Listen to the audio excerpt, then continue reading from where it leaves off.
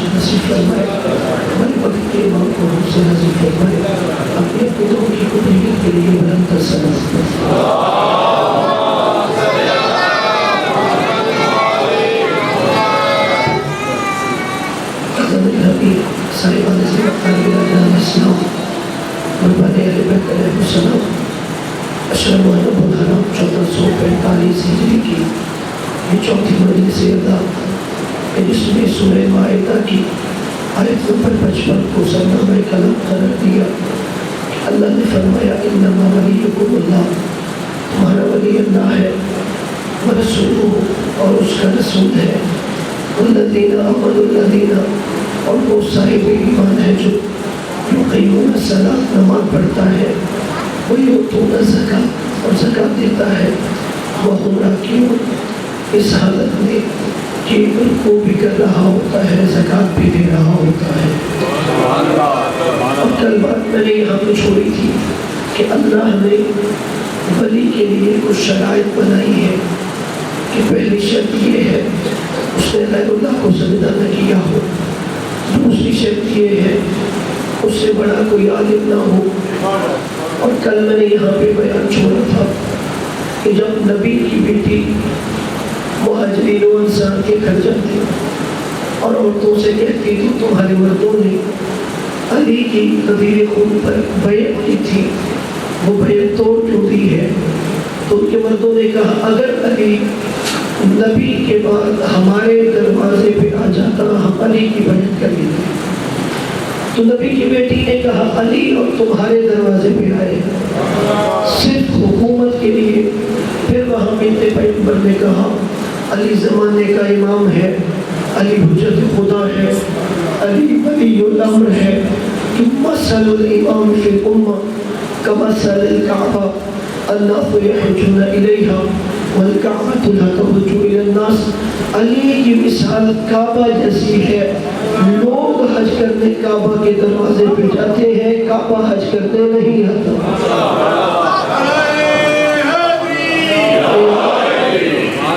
اور آج میں یہاں سے شروع کر رہا ہوں کہ پھر علی کبھی کسی کے دروازے پہ نہیں گئے کہ علی نے کہا ہو میری بیعت کروں، بلکہ 25 سال بعد لوگ علی کے دروازے پہ آئے کہ علی ہاتھ بڑھاؤ ہم بیعت کرنا چاہتے ہیں۔ مولا علی نے پہلا جملہ کہا 25 سال پہلے علی میں کون سا عیب تھا جو آج نہیں ہے؟ 25 سال پہلے تو خود علی کا دروازہ چھوڑ کے کہیں اور چلے گئے تھے، اب کون سا عیب ہے جو علی میں آج نہیں ہے؟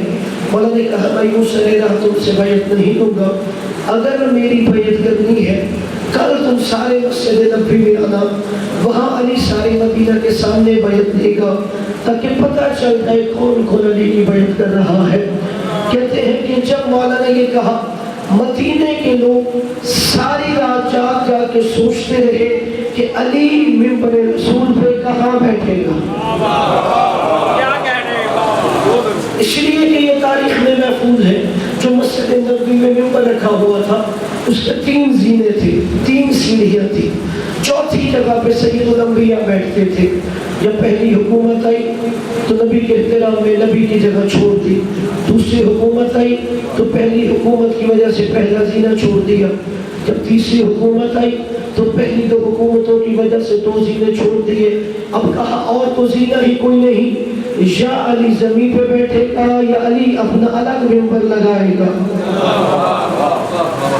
اب نہج البلاغہ میں مولا علی کا ایک پورا خطبہ ہے اپنی بیعت کے حوالے سے۔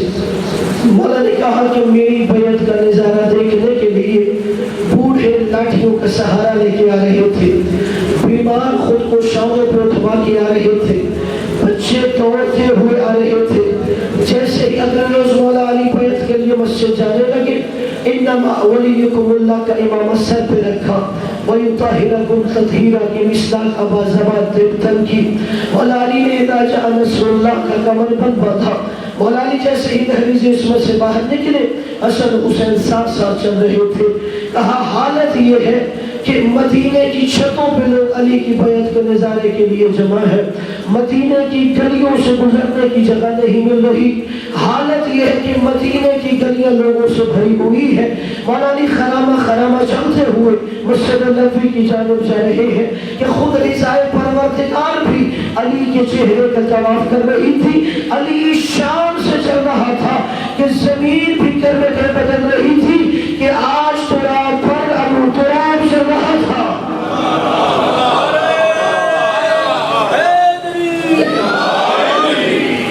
کہ آج تراب پر ابو تراب چل رہا تھا۔ مولا علی ایک قدم بڑھاتے ہوئے مسجد کی جانب بڑھے، کہتے ہیں ہر سی نفسی سانس سینے میں رکی ہوئی تھی، یہاں تک کی ہوا کو گزرنے کی بھی اجازت نہیں تھی. اگر آپ کا ذہن بیدار ہو تو جملہ ہدیہ کروں, خود موت بھی ملک الموت کے پائے میں پناہ مانگ رہی تھی کہ مجھے اجازت دے, آج ولی الامر آ رہا ہے,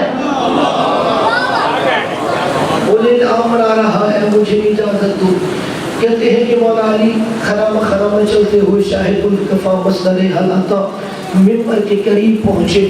اگر ذہن بیدار ہے تو جملہ کہوں, مولا علی جیسے ہی ممبر کے قریب آئے, مولا نے پہلا قدم ممبر کے زینے پہ نہیں لوگوں کی امیدوں پہ رکھا.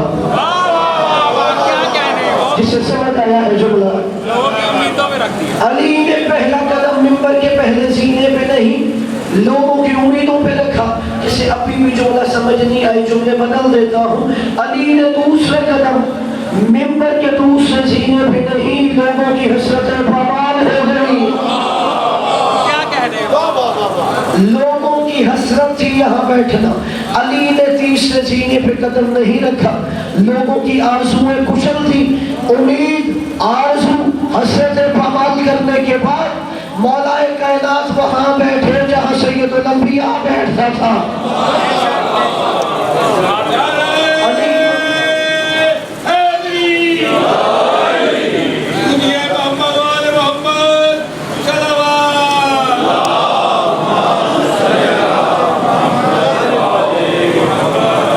علی وہاں بیٹھے جہاں سید الانبیاء بیٹھتے تھے. جیسے ہی مولا علی بیٹھے, لوگوں نے ایک دوسرے کے ساتھ سرگوشیاں شروع کر دی. یہ علی کہاں بیٹھ کے جہاں سید الانبیاء بیٹھتے تھے, علی تو وہاں بیٹھ کے جہاں نبیوں کے سردار بیٹھتے تھے. مولا علی ایک لحظہ کے لیے خاموش ہوئے تاکہ ہر بندہ اپنے دل میں چھپی ہوئی بات ساتھ والے کے کان میں کہہ دے. کون علی کے بارے میں کیا سوچتا ہے. پھر مولا نے دو جملے کہے. پہلا جملہ الحمدللہ علی احسانی رجع الحق الی مکانی. اللہ کے اس احسان پہ حمد ہے, آج حق اپنی جگہ پہ لوٹ آیا ہے. 25 سال بعد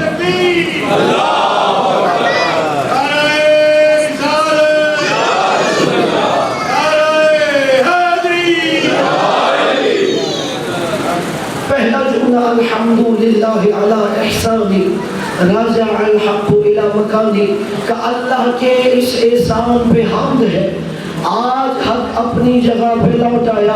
اور دوسرا جملہ کہا, لوگوں پریشان ہو گئے کہ علی وہاں بیٹھ گئے جہاں سید الانبیاء بیٹھتے تھے, علی وہاں بیٹھ گئے جہاں نبیوں کا سردار بیٹھتا تھا. کہ لوگوں مجھے پہچانو میں علی ہوں, مجھے پہچانو میں علی ہوں. یہ تو لکڑیوں کا ممبر ہے, اس کی حیثیت ہی کیا ہے, علی کے قدم مہر نبوت کے سوار ہیں.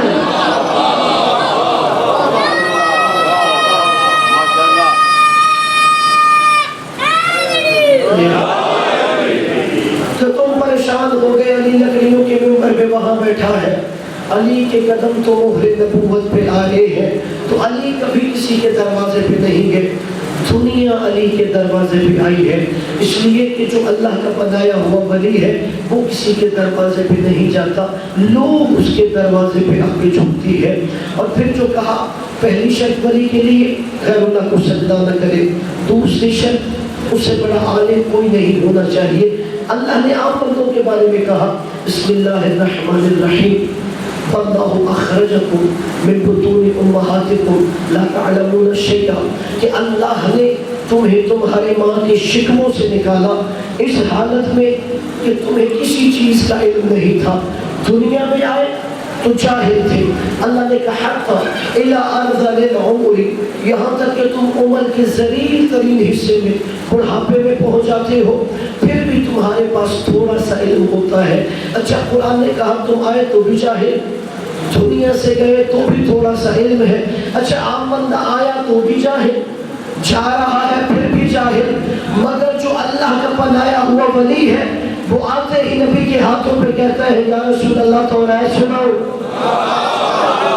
زبور سناؤ, انجیل سناؤ یا قرآن سناؤ. پھر علی توراۃ بھی سناتے ہیں, زبور بھی سناتے ہیں, انجیل بھی سناتے ہیں. اور قرآن بھی سناتے ہیں، اور نبی آگے بڑھ کے کہتے ہیں یا علی میں گواہی دیتا ہوں تو توریت موسیٰ سے بہتر پڑھ رہا ہے۔ یا علی میں گواہی دیتا ہوں تم توریت موسیٰ سے بہتر پڑھ رہے ہو، زبور داؤد سے بہتر پڑھ رہے ہو، انجیل عیسیٰ سے بہتر پڑھ رہے ہو، اور محمد گواہی دے رہا ہے قرآن کے نازل ہونے سے 10 سال پہلے قرآن ایسے سنا رہے ہو جیسے لوح محفوظ پہ لکھا ہوا ہے۔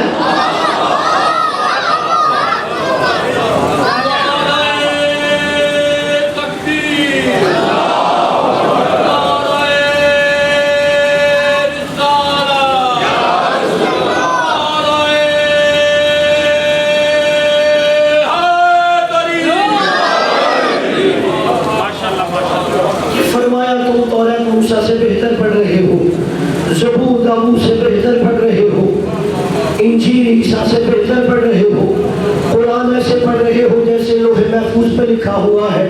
کیا جناب موسیٰ توریت پڑھتے ہوئے غلطیاں کرتے تھے؟ نہیں، انبیاء معصوم ہوتے ہیں۔ کیا جناب داؤد غلطیاں کرتے تھے؟ کیا جناب عیسیٰ سے خطائیں ہوتی تھی؟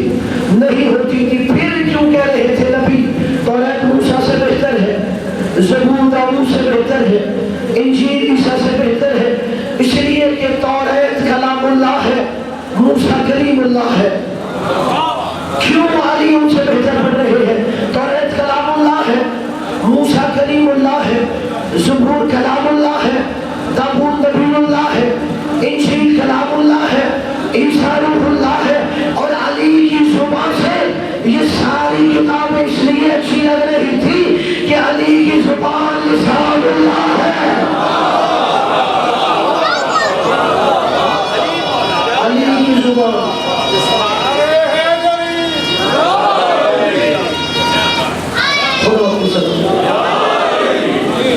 اس لیے علی کی زبان سے اچھی لگ رہی تھی کہ علی کی زبان خود لسان اللہ ہے۔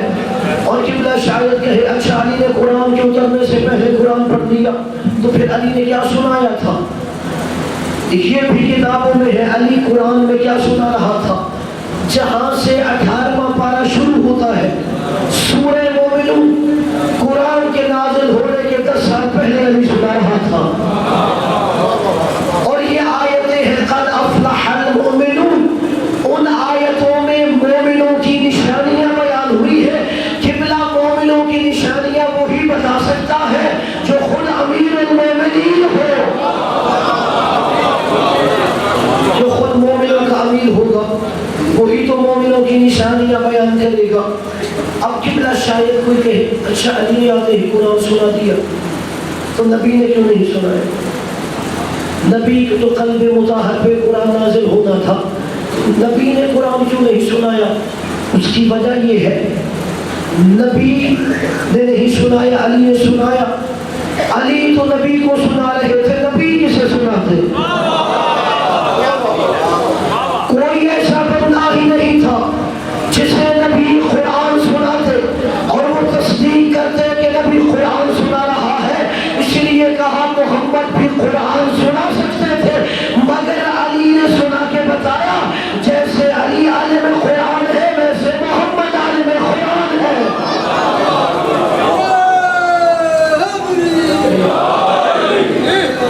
کہ یہ قرآن کے اترنے سے پہلے قرآن کے عالم ہے، اور اسی لیے تو اللہ نے کہا بھی قرآن میں لا تعجل بالقرآن من قبل ان یقضى الیک وحی، میرے حبیب انہیں قرآن سنانے میں جلدی نہ کیا کر، پہلے وحی کا انتظار کر لیا کر، کہ وحی کے اترنے سے پہلے عالم قرآن تھے۔ تو علی آتے ہی قرآن سنا رہے تھے اور بتا رہے تھے کہ علی عالم قرآن ہے۔ اور پھر ولی کی جو شرط ہے تیسری، پہلی شرط بتائی ولی وہ ہے جو غیر اللہ کو سجدہ نہ کرے، دوسرا اس سے بڑا عالم نہیں ہونا چاہیے، تیسرے ولی کی شرط یہ ہے اس کے پاس اختیار ہونا چاہیے، وہ مجبور نہ ہو، وہ قدرت رکھتا ہو۔ کیا دلیل ہے کہ علی ولی ہے تو علی اختیار رکھتے ہیں؟ مولا علی کوفہ کے بازار سے گزر رہے ہیں، ایک درزی کپڑے سلائی کر رہا ہے، मौला ने देखा वो साथ साथ कपड़े सीता है और साथ साथ गाने गुनगुना रहा है। मौला उसके पास चले जाते हैं, मौला ने कहा कुछ पढ़ना ही चाहता है, गाने क्यों गुनगुना रहा है, कुरान की तिलावत कर। वो कहते हैं कि अली मुझे कुरान आता नहीं है, दिल करता है मैं कुरान पढ़ूं मगर मुझे कुरान आता नहीं है। मौला ने कहा तू कुरान सीखना चाहता है, कहा अली दिल तो करता है। मौला ने कहा अच्छा उठ। वो उठा। अब देखो वली का इख्तियार क्या है। मौला अली ने कहा करीब आ। मौला अली के करीब आए। मौला ने कहा अपना कान मेरे लबों के करीब कर। उसने अपना कान मौला अली के लबों के करीब किया। मौला ने आहिस्ता से कोई जुमला कहा। मौला ने कहा आप तुम अपने अंदर क्या महसूस करता है? कहा अली ऐसे लग रहा है मैं सारे कुरान का आलिम हूँ।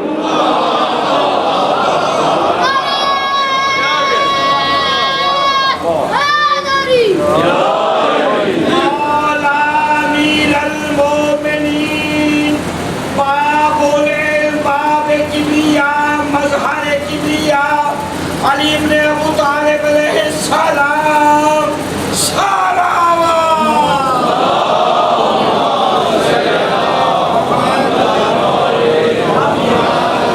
सलामत रखिए, आपकी दुआएं मुस्तजाब हो। किबला मौला अली ने कुछ सिखाया नहीं है, कोई पढ़ाया नहीं है, मौला ने कुछ बताया नहीं है। किबला यही तो अल्लाह के वली का इख्तियार होता है। एक लहजा में उसके काम के कोई जुमला कहा और ये तरजीह आलम कुरान हो गया। किबला यही तो विलायत का इख्तियार होता है। अगर चाहे तो एक लम्हे में तरजीह को आलम कुरान बना देते हैं और दूसरे लम्हे में रिजवान जन्नत को अपने दर का तरजीह बना देते हैं। एक ही लम्हे तरजीह को कुरान का आलिम बना देते हैं और रिजवान जन्नत को अपने दर का तरजीह बना देते हैं। कहा ये अल्लाह के वली का इख्तियार है। फिर चौथी शर्त विलायत के लिए ये है वो शुजा होना चाहिए, वो बहादुर होना चाहिए। अगर कोई तुम्हें कहे फला अल्लाह का वली है तो एक मयार है, ये देखो मैदान का करार है या फरार है। मैदान में कदम चले रहते हैं या मैदान से फरार हो जाता है। हमने कहा हमने अली को वली माना है तो अली भी शुजा होने चाहिए। और शुजा वो नहीं जो बात बात में तलवार निकाल ले। शुजा वो होता है जब तलवार निकालनी है तलवार निकाले, जब नयाम में रखनी है नयाम में रखनी। और अली शुजा है। मौला अली के जंग में उसूल थे। मौला अली जब जंग में जाते थे फौरन अपने मद्दे मुकाबिल पे हमला नहीं करते थे, बल्कि सबसे पहले अली अपने मद्दे मुकाबिल से कहते थे तू कलमा इस्लाम पढ़ और यहाँ से वापस चला जाओ। अगर वो कलमा पढ़ता नहीं उसे छोड़ देते और अगर वो कलमा ना पढ़ते तो फिर मौला अली कहते ऐसा कर अपनी जान बचा यहाँ से वापस चला जाओ। फिर भी होना जाता तो तीसरा मरहला मौला अली कहते पहला बात अली तुझ पे नहीं करेगा तू अली पे कर। ये शुजा कह सकता है, वरना बंदा तो इश्ताक में होते हैं जब के मौका में वार कर दूं। मौला कहते थे पहला बार तू मुझ पे कर और वो पहला बार मद्दे मुकाबिल करता था। और फिर अली ने कभी जंग के मैदान में अपनी पुष्ट पे सिर्रा नहीं पहनी। अली हमेशा अपने सीने पे सिर्रा पहनते थे। और जब सहाबा ने कहा या अली आपने तो पहली सफों में लड़ना होता है, आपने पढ़ पढ़ के हमला करना होता है, आप पुष्ट पे सिर्रा क्यों नहीं पहनते? अली ने कहा पुष्ट पे सिर्रा वो पहनता है जिसने मैदान से फरार होना होता है।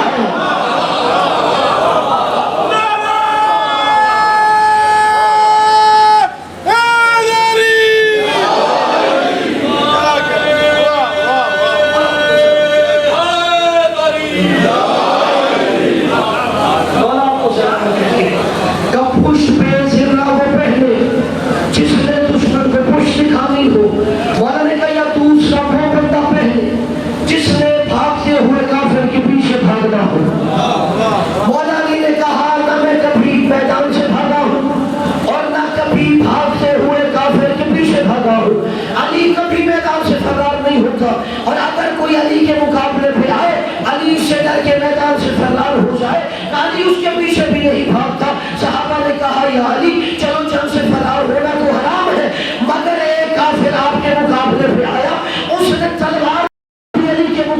نکالی اور پھر علی سے ڈر کے میدان سے فرار ہو گیا.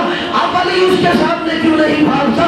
اب دیکھو علی کتنا بڑا سخی ہے. مولا نے کہا جب کوئی کافر میرے مقابلے پہ آتا ہے اور علی سے ڈر کے میدان سے فرار ہو جاتا ہے تو علی سمجھ جاتا ہے کہ بھاگتا ہوا کافر علی سے زندگی کی بھیک مانگ رہا ہے.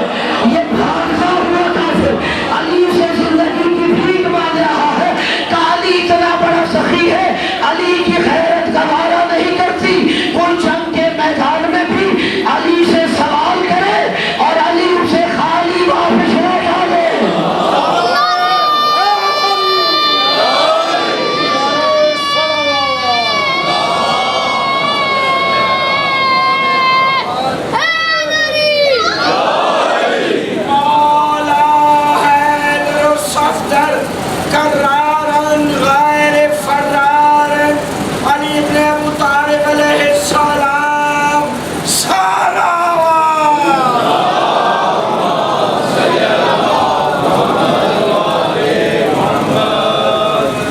اس لیے علی بھاگتے ہوئے کافر کے پیچھے نہیں بھاگتا کہ علی سمجھ جاتا ہے یہ بھاگتا ہوا کافر علی سے زندگی کی بھیک مانگ رہا ہے. اور علی اتنا بڑا سخی ہے, اگر کوئی جنگ کے میدان میں بھی علی سے سوال کرے تو علی اسے خالی واپس نہیں لوٹاتا.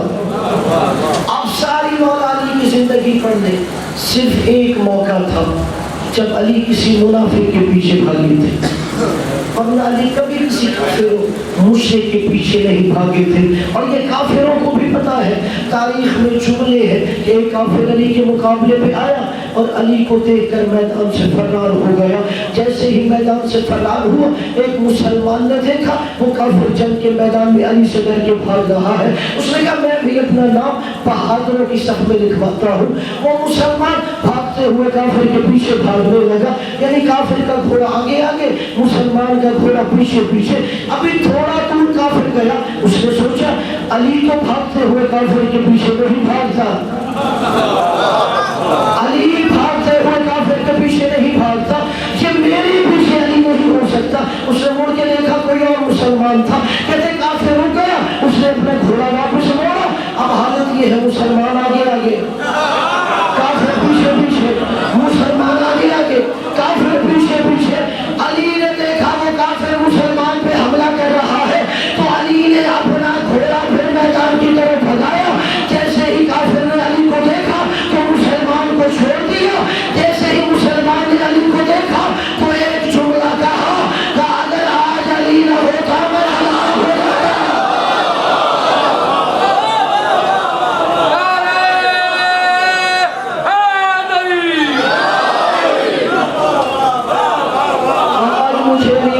لیا ہے کہ آج علی نہ ہوتے میں ہلاک ہو جاتا.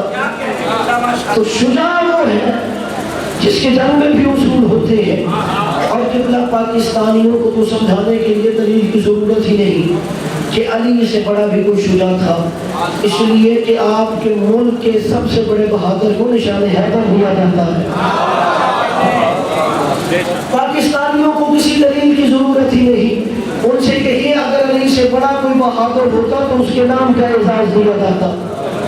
اور اس میں بھی تاریخ ہے کہ جب پاکستان بن گیا تو پاکستان بننے کے بعد پاکستان کی عسکری اور سیاسی قیادت سر جوڑ کے بیٹھ گئی کہ جو بندہ, جو بہادر, جو سپاہی اس ملک کی سرحدوں کی حفاظت کرتے ہوئے مارا جائے اسے کون سا اعزاز دیا جانا چاہیے. علماء کو خط لکھیں گے, مفتیان دین سے سوالات بھیجیں گے کہ ہمیں بتاؤ تاریخ اسلام کا ایک بات پڑھ کر کون سب سے بڑا ایسا بہادر ہے کہ جس کے نام پر اعزاز دیا جائے. تمام مفتیان دین نے اسلام کے ایک بات کو پڑھا اور پھر کہا اگر اس ملک میں کسی بہادر کو اعزاز دینا ہے تو علی کے نام کا نشان حیدر دیا کرو. علی کے نام کا نشان حیدر دیا کرو. اگر کسی بہادر کو اعزاز دینا ہے تو علی کے نام کا نشان حیدر دیا کرو. اور قبلہ جس سے نشان حیدر ملتا ہے, اگر یہاں کوئی آرمی کا حکم تھا تو وہ میری بات کی تائید کرے گا کہ جسے نشان حیدر مل جاتا ہے اسے چھوٹے سپاہی سے لے کے بڑے جرنیل تک کھڑا ہو کر سلوٹ مارتا ہے، اسے سلامی دی جاتی ہے اس لیے کہ اس کے سینے پہ نشان حیدر ہے۔ عام سپاہی سے لے کر بڑے جرنیل تک اسے سلامی دیتا ہے، سلوٹ پیش کرتا ہے اس لیے کہ اس کے سینے پہ نشان حیدر ہے۔ اب جو ماتمی ہے میرا جملہ لوح دل پہ نقش کرنا، شاعر نے کیا کہا؟ جسے نشان حیدر سینے پہ لگایا جاتا ہے اسے بڑے جرنیل تک سلامی پیش کرتے ہیں۔ شاعر نے وہ مصرع کہے، وہ کہتا ہے مجال کیا ہے بروز محشر، فرشتے ہم کو نہ دے سلامی۔ جو ماتمی ہے اس سے خاص ہے جو چاہوں میں ان کو مسئلوں پہ کہ مجال کیا ہے بروز محشر، فرشتے ہم کو نہ دے سلامی، ہمارے سینوں پہ داغ ماتم نشان حیدر سے کم نہیں ہے۔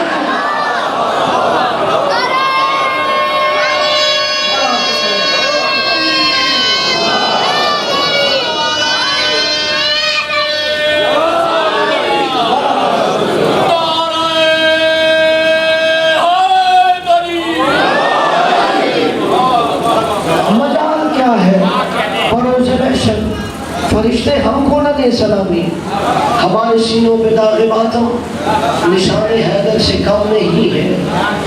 اس لیے جو بہادر ہے اسے علی کے نام کا اعزاز دیا جاتا ہے۔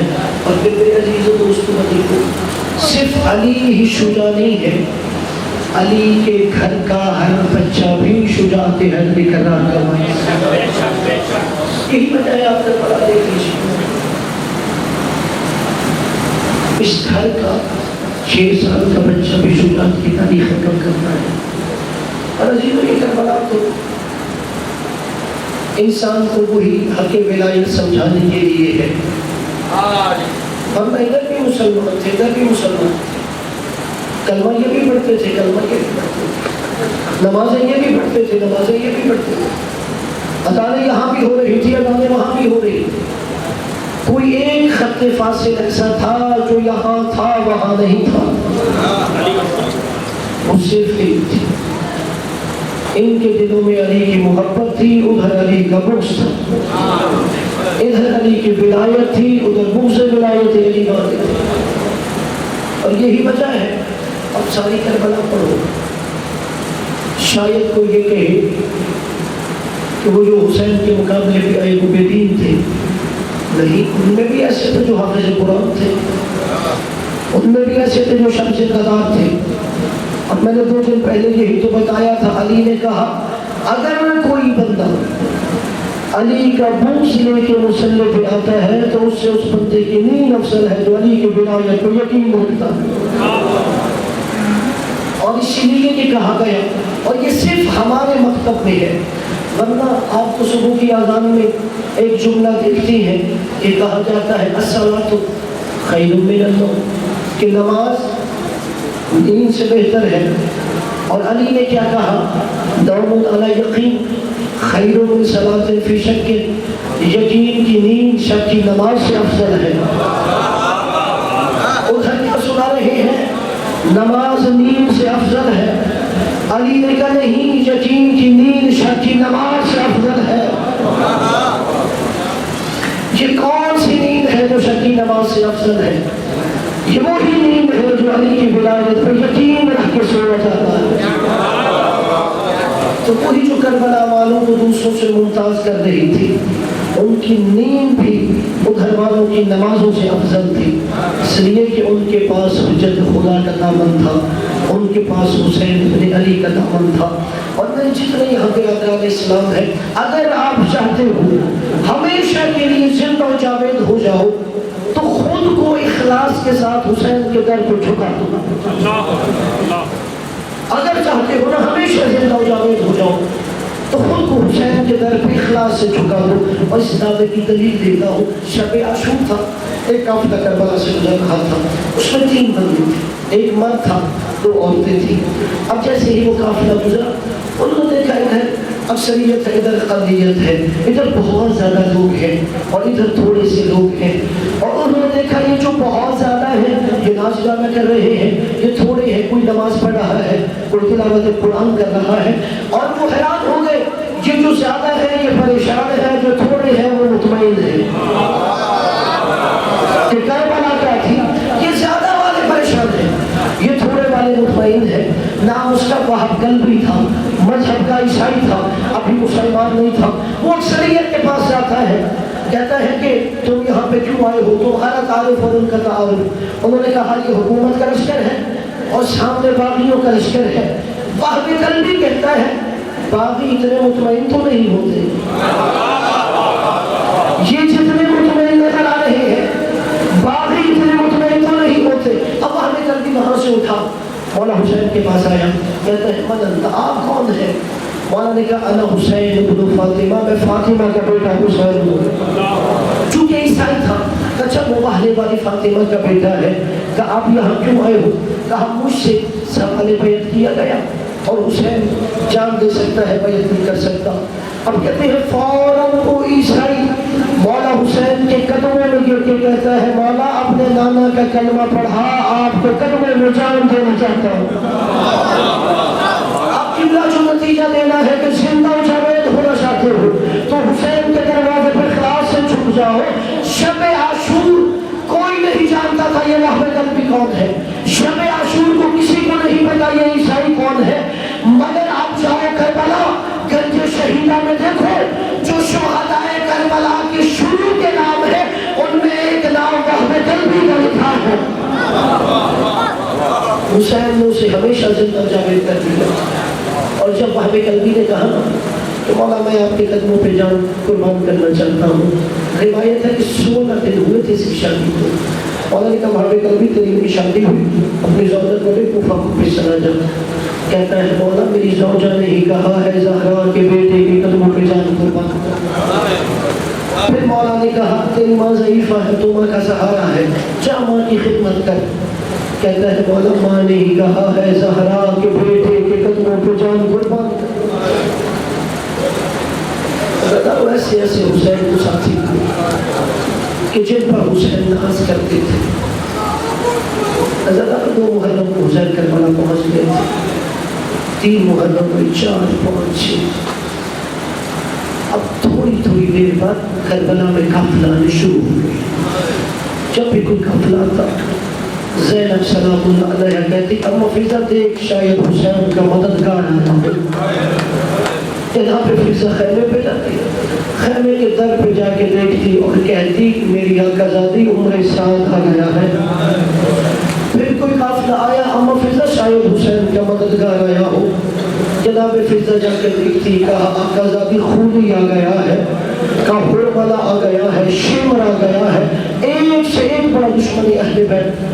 جناب زینب نے کہا اما فضا جا ضرور میرے حسین بلا ہوا۔ 6 محرم کا دن تھا، مولا حسین ہے۔ جناب زینب نے کہا حسین میں ایک سے ایک بڑا دشمنی اہل بیت کا نام سن رہی ہوں۔ حسین اس بھری کائنات میں کوئی ایسا نہیں ہے جسے تو بھی بلا لے، تیرا کوئی مدد کرنے والا نہیں ہے۔ مولا حسین نے کہا زینب یہ سوال تو کر رہی ہے، اما زہرا کو تازیانہ لگا تم آنکھوں سے دیکھا تھا، بابا علی کے سر پہ ضرب لگی تھی، زینب تو اپنے ہاتھوں سے پٹیاں کرتی رہی ہے، بھیا حسن کو زہر دیا گیا، جگر کے ٹکڑے کٹ کٹ کے پھر رہے تھے، زینب جوتا سا ہاتھوں میں لے کے کھڑی تھی، پہلے کس نے مدد کی ہے جو آج مدد کرے گا؟ اجرکم علی زہرا، اللہ شرما کے نہ رویا کرو، یہ غریبوں کا ذکر ہے، غریب بن کے رویا کرو۔ امام صادق کی مجلس ہو رہی تھی، ابو بصیر سن رہا تھا، مولا نے کہا ابو بصیر کچھ رونا نہیں آ رہا؟ کہتا مولا میرا رومال دیکھو آنسوؤں سے تر ہو گیا ہے۔ مولا نے وہاں ایک جملہ کہا ابو بصیر حسین کے غم میں ایسے رویا کر جیسے روح اللہ جوان بیٹے پہ غم میں رہتی ہے۔ جب کہا اللہ کون ہماری مدد کرے گا؟ جناب زینب نے کہا حسین کوئی آئے یا نہ آئے تیرے بچپن کا دوست حبیب آئے گا، تو حبیب کو خط لکھ کے کربلا بھلا دے۔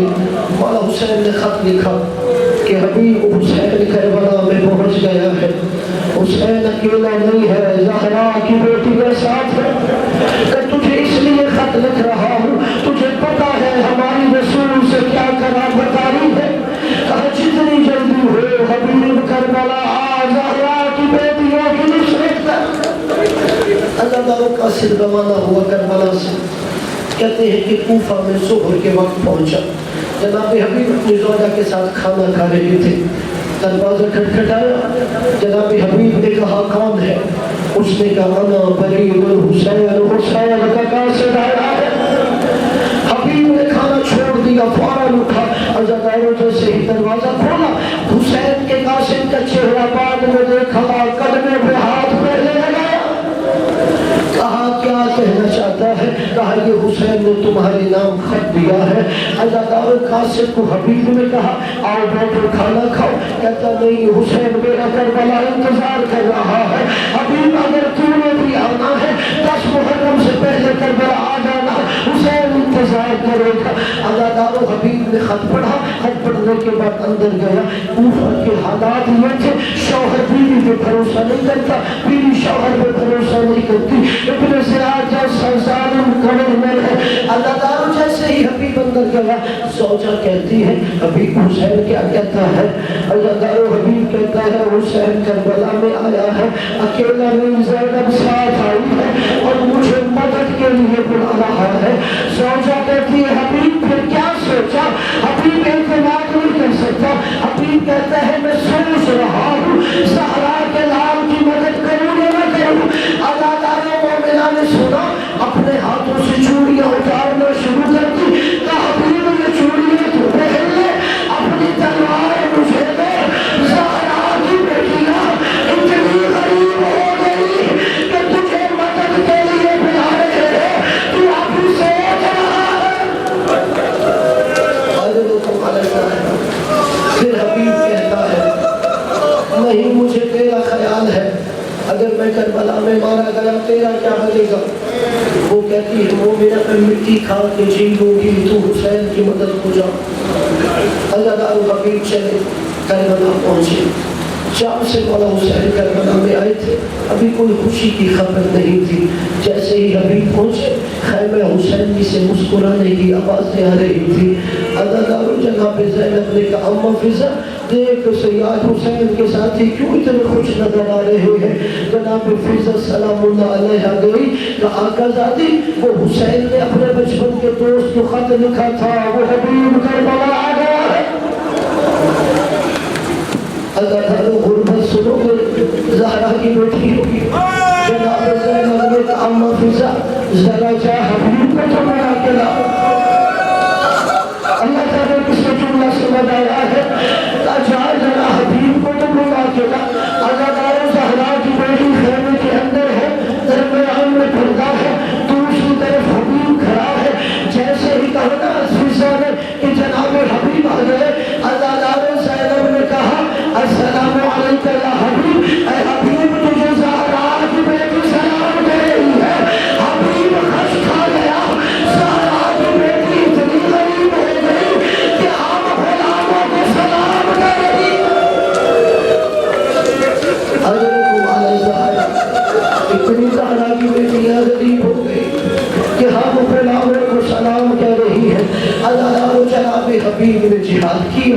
جناب حبیب جب ابھی زین سے زمین بھی آئے، مسلم ابن اوسجہ پاس گیا، مسلم ابن اوسجہ نے حبیب کا سر اٹھا کے اپنے زانوں پہ رکھا، کہا حبیب تیری کوئی آخری وصیت ہے تو مجھے کر لے۔ حبیب نے صرف ایک جملہ کہا مسلم زہرا کی اولاد کو تنہا نہ چھوڑنا۔ زہرا کی بیٹیاں اس بیابان جنگل میں آ گئی ہے اور انہیں تنہا نہ چھوڑنا۔ اللہ تعالیٰ جن شہداء کے سامنے کے روزہ پہ بلند کیے گئے ان میں ایک حبیب ابن مظاہر کا پسر تھا۔ جب کوفہ کا بازار آیا، مولا سجاد بازار سے گزر رہے تھے، ایک بچہ نے آ کے مولا سجاد کا گھٹنا ہلایا۔ مولا نے اوپر دیکھا، بچہ کہتا ہے السلام علیکم یا سیدی مولائی، اے میرے سید مولا میرا سلام لے۔ مولا سجاد نے کہا دشمن